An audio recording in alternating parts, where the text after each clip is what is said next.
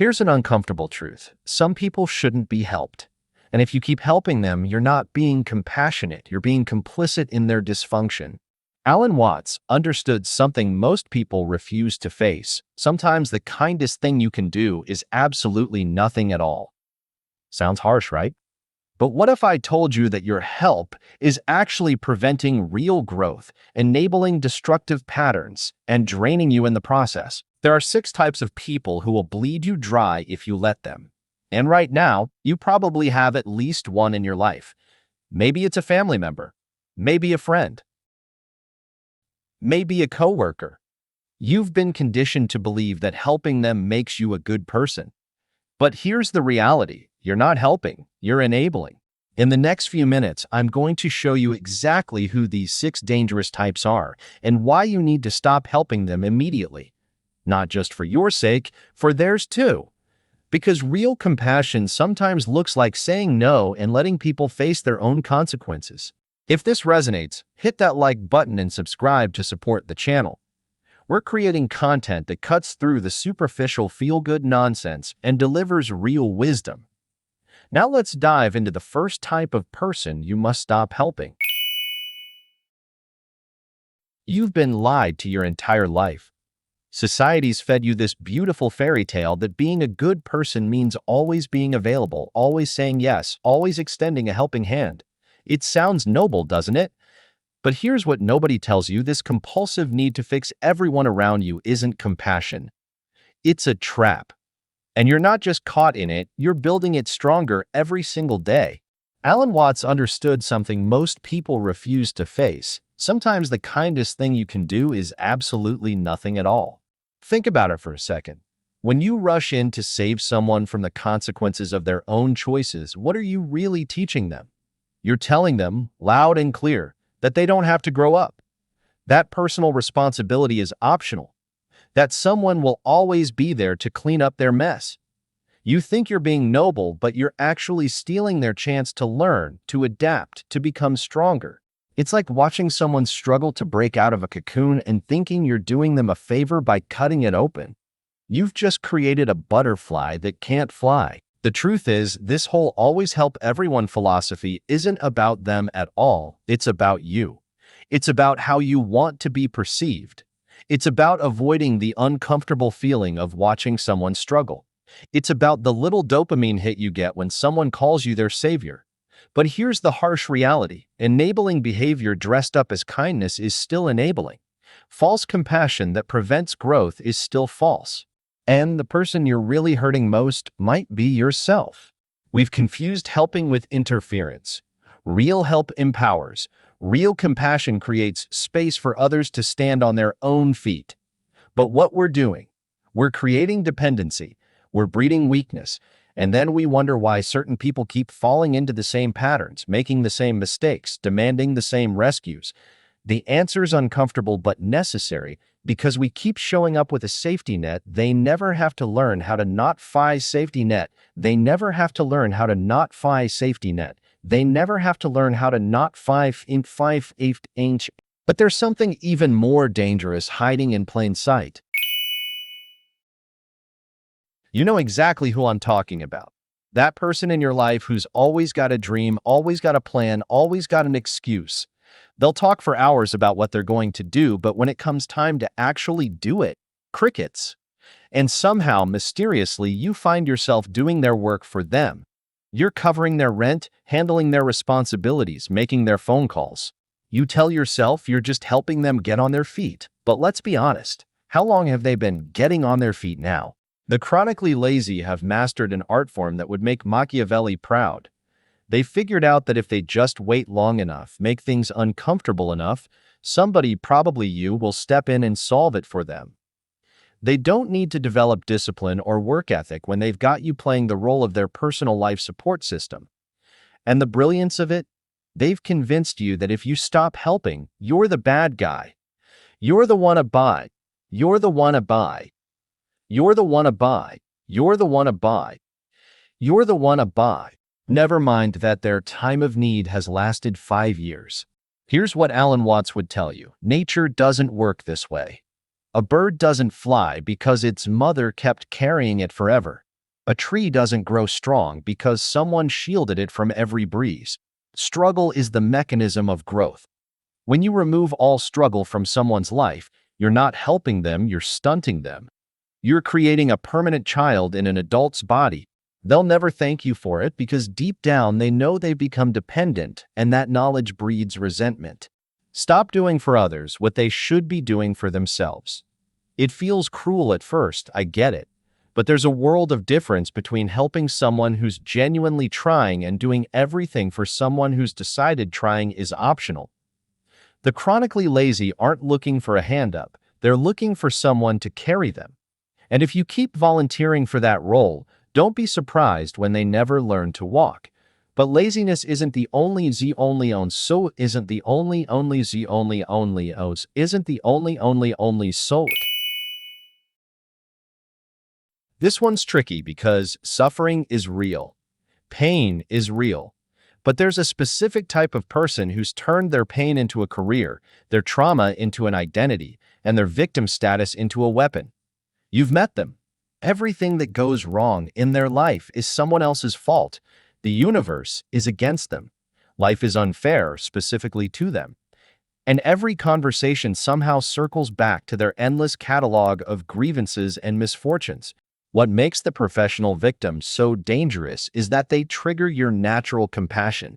You want to help. You offer solutions, resources, different perspectives.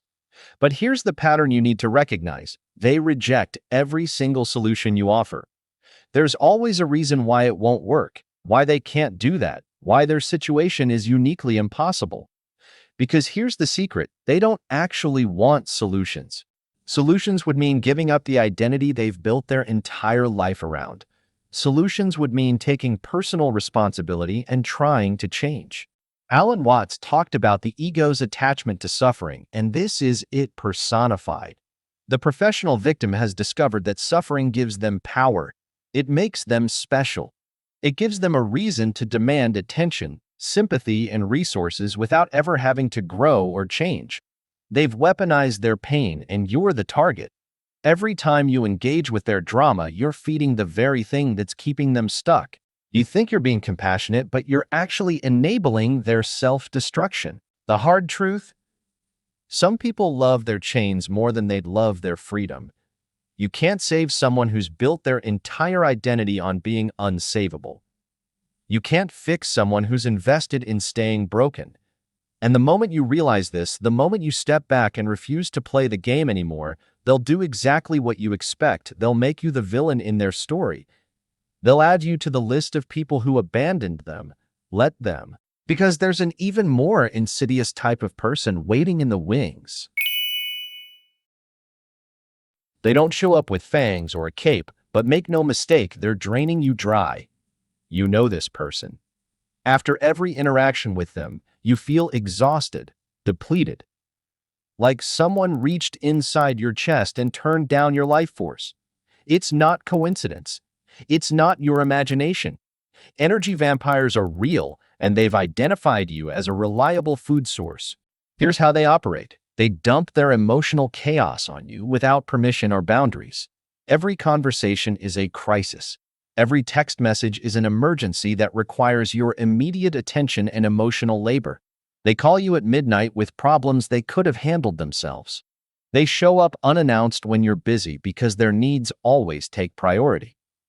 And if you dare suggest that maybe, just maybe, they should handle something themselves, the guilt trip begins. I thought you cared about me. I thought we were friends. I guess I was wrong. What Alan Watts understood about healthy boundaries applies perfectly here. You can't pour from an empty cup. These people will drain every ounce of your energy, peace, and vitality if you let them, and they'll never once ask if you're okay. Because it's not about connection, it's about consumption. They're not seeking genuine relationship, they're seeking a willing host. And the truly disturbing part? They're often not even conscious of what they're doing. It's become such an ingrained pattern that they genuinely believe this is how relationships work. You need to understand something crucial. Protecting your energy isn't selfish. It's survival. You have a finite amount of emotional bandwidth, and if you're spending it all on energy vampires, you've got nothing left for the people who actually reciprocate, for your own personal growth, for the things that genuinely matter. Every yes to an energy vampire is a no to yourself, and they'll never stop taking as long as you keep giving. But draining your energy is amateur hour compared to what comes next. Now we're talking about professionals. These people have studied you. They know exactly which buttons to push, which guilt triggers to pull, which emotional levers to activate to get precisely what they want. The Master Manipulator doesn't ask for help. They architect situations where you feel like you have no choice but to help. And you won't even realize you've been played until it's too late. They use guilt like a scalpel. After everything I've done for you, I can't believe you'd abandon me now. If you really cared about me, you'd. Notice the pattern? They're not making requests, they're issuing emotional ultimatums disguised as vulnerability. They weaponize your compassion, your loyalty, your sense of obligation. And the sick genius of it is that they make you feel like the bad guy for having boundaries. They twist reality until up is down, black is white, and your completely reasonable need for space becomes evidence of your moral failure. Alan Watts warned about people who couldn't differentiate between influence and control, and master manipulators fall squarely in the latter category. They don't want your help, they want your compliance. They don't want your support, they want your submission. Every interaction is a chess game where they're playing for keeps and you didn't even know you were on the board. They'll lie, they'll twist words, they'll play victim, they'll rage, they'll cry, whatever it takes to maintain control over you and your resources. The scariest part? They're often charming, likable. They know how to present the right image to others so that if you try to explain what's happening, you sound paranoid or mean-spirited. They've cultivated a public persona of being wonderful while privately bleeding you dry. And they're counting on your silence, your desire to keep the peace, your fear of confrontation.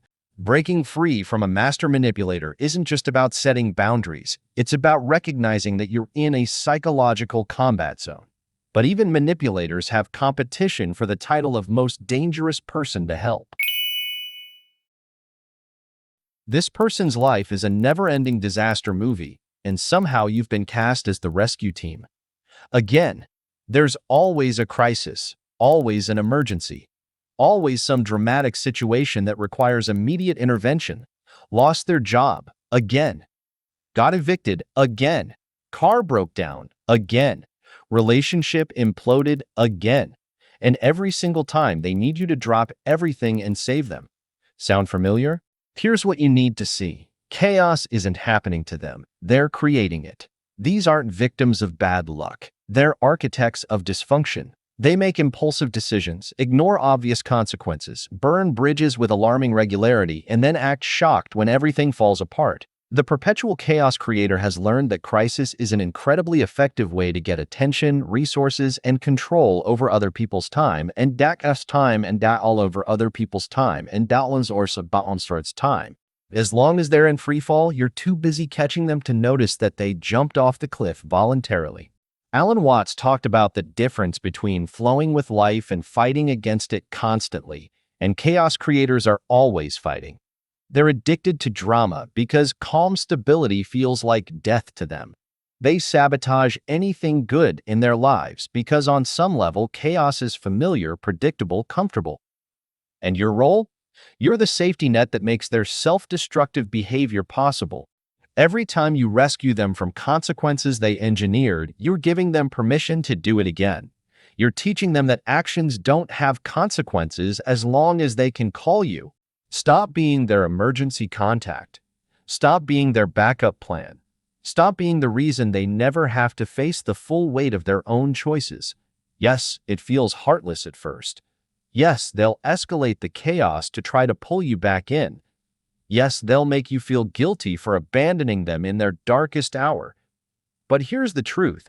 Their darkest hour was created in the full light of day by their own hands. And the only person who can actually fiv bay by their own hands, and the only person who can actually fiv until they're forced to sit in the wreckage they created, they'll never stop creating wreckage.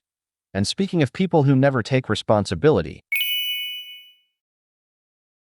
you've given and given and given. Your time, your money, your energy, your expertise. You've gone out of your way, sacrificed your own needs, put yourself last. And what have you received in return? Nothing. Not even a genuine thank you. The ungrateful taker views your generosity not as a gift but as an entitlement, as something they deserve, as the bare minimum you should be providing. These people have a remarkable talent for making you feel like whatever you do is never enough. You help them move? They complain about how you packed the boxes. You lent them money? They're annoyed you didn't lend more. You spent hours giving them advice? They're irritated it didn't work exactly how they wanted. There's no appreciation because in their mind, they're not receiving help, they're collecting what's owed to them. Your generosity isn't seen as kindness. What makes this particularly insidious is how it erodes you over time. You start to question yourself. Maybe I'm not doing enough. Maybe I'm being selfish. Maybe I should try harder. No, stop. The ungrateful taker has trained you to accept breadcrumbs of acknowledgement as if they were feasts of appreciation. They've normalized their entitlement so thoroughly that you've forgotten what healthy reciprocity even looks like. Alan Watts would tell you that true relationship requires flow in both directions, give and receive, help and be helped. This is a one-way extraction. Here's your wake-up call. People who genuinely value you show it. People who appreciate your help acknowledge it. People who respect your generosity reciprocate in whatever way they can, even if it's just genuine gratitude. The ungrateful taker does none of this because they fundamentally don't value you. They value what you provide. You're not a person to them. You're a resource to be exploited. And the moment you stop providing, they'll move on to the next generous soul without a backward glance. But understanding these dangerous types is only half the battle. So what now? Are you supposed to become cold, selfish, unwilling to help anyone? Absolutely not. That's not what this is about. This is about learning the profound difference between genuine help and enabling dysfunction. This is about practicing discernment, the lost art of knowing when to extend a hand and when to step back and let someone face their own consequences. Alan Watts called it the wisdom of insecurity, and it applies perfectly to Alan Watts called it the wisdom of insecurity, and it applies perfectly on the trait del. Wise compassion asks uncomfortable questions before acting. Is this person genuinely trying to help themselves, or are they expecting me to do it for them? Will my help empower them to grow, or will it just delay the inevitable? Am I helping because it's truly needed, or because I'm uncomfortable watching someone struggle? Am I being asked for help, or am I inserting myself where I haven't been invited? These questions aren't cruel. These questions aren't cruel. These questions aren't cruel. Because helping the wrong person in the wrong way at the wrong time doesn't just hurt you, it hurts them too. Real compassion sometimes looks like saying no. It looks like letting someone feel the full weight of their choices. It looks like protecting your own energy so you can be genuinely present for people who are actually doing the work. It looks like understanding that you can't want someone's growth more than they want it themselves. You can offer resources, perspective, encouragement, but you can't do their push-ups for them. You can't learn their lessons for them. The people worth helping? You'll know them. They're the ones taking action even before you show up. They're the ones who try everything they can first and only ask for help when they're truly stuck. They're the ones who show genuine gratitude, who reciprocate in whatever way they can, who don't take your generosity for granted.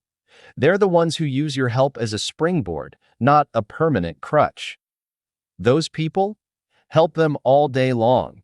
But everyone else, the lazy, the victims, the vampires, the manipulators, the chaos creators, the ungrateful takers, the kindest thing you can do is let them face themselves.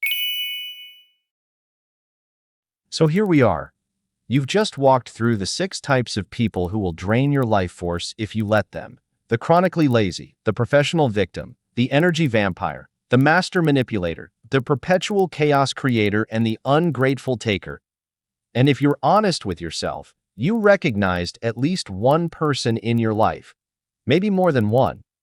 Maybe you saw yourself playing the role of the enabler in multiple relationships, right? Maybe you saw yourself playing the role of the enabler in multiple relationships, right? Here's what I need you to understand. This isn't about becoming cold or heartless. This is about practicing discernment, the lost art of knowing when to help and when to step back. Real compassion empowers people to grow. False compassion keeps them dependent. And if you can't tell the difference, you're going to spend your entire life being drained by people who have no intention of ever standing on their own feet. Alan Watts said that the only way to make sense out of change is to plunge into it, move with it, and join the dance. But some people aren't dancing, they're drowning. And they're not looking for a life preserver, they're looking for someone to drown with them. Your job isn't to jump in. Your job is to stand on solid ground and offer them a rope. If they refuse to grab it, that's on them. You don't join them in the water. So here's your action step. Identify one person in your life who fits these dangerous categories. Just one. And starting today, practice a new kind of boundary. Say no without guilt. Let them face their consequences without rescuing them. Protect your energy like it's the most valuable resource you have, because it is. And watch what happens. Either they'll rise to the occasion and start taking responsibility, or they'll move on to find another enabler. Now, if this video gave you a wake-up call, if it helped you see your relationships more clearly, if it gave you permission to finally set boundaries without guilt, do two things for me. First, hit that subscribe button and turn on notifications. We're building a community of people who are done with surface-level advice and ready for deep, transformative wisdom. And second, drop a comment below telling me which of these 6 types hit closest to. The community here gets it, and your story might be exactly what someone else needs to hear today. Remember, the people worth helping will show you through their actions, not just their words. Everyone else? Let them go. Your peace, your energy, and your future self will thank you.